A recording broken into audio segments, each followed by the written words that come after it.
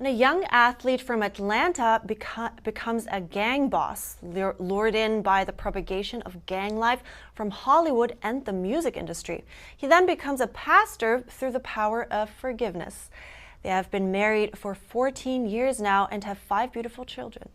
This is Terrell Scott and his wife, Brandi Scott. They're both ministers in Atlanta, but they weren't always believers in God. I didn't think I would wake up in a prison cell one day because of running a gang. In the 90s, a crack cocaine epidemic was plaguing the entire country. Prisons were filled, young lives ruined or lost, and many families were destroyed by the scourge of drugs and gang violence. Terrell and Brandi were among them. My senior year of high school, my mom passed away.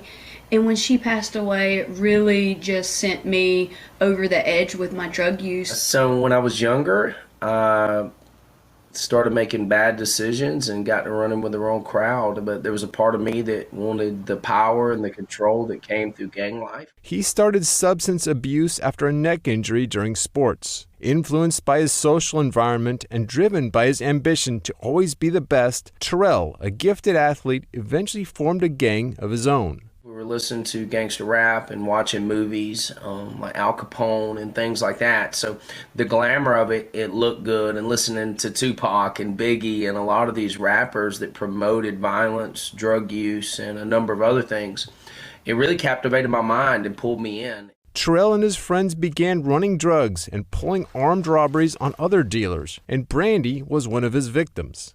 He sent people with guns to rob my connection. So at this point, my mom's dead. I'm strung out. My best friend just turned his back on me, and I hated life.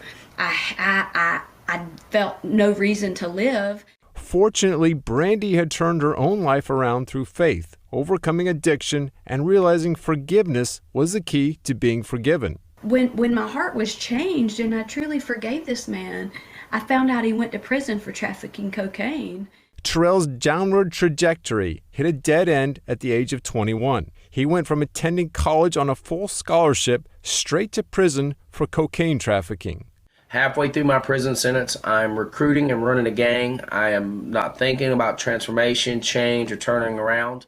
After a violent run-in with a fellow inmate that led to Terrell being confined in isolation for 6 months, his heart started to cry, and he began questioning his life choices. God sent a woman I had robbed at gunpoint to come and share the gospel with me. I was able to get into the prison as a minister of the gospel and to look him in the face and tell him, look, I forgive you. I forgive you for what you did. Those words rocked me to the core. And then she looks me in the face and said, you've been leading people the wrong way your whole life.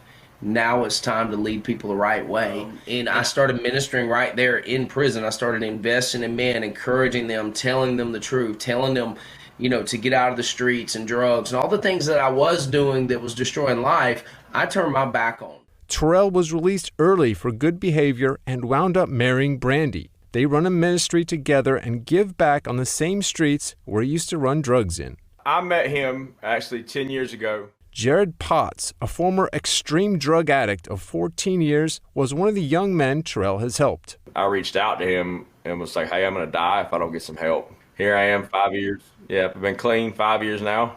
They really invited me here as a son in their house, and I got just trained again how to do life again and be discipled. It started with forgiveness. It started with a decision. It started with changing our mind and making a new choice. And through her forgiving me, it transformed my whole life.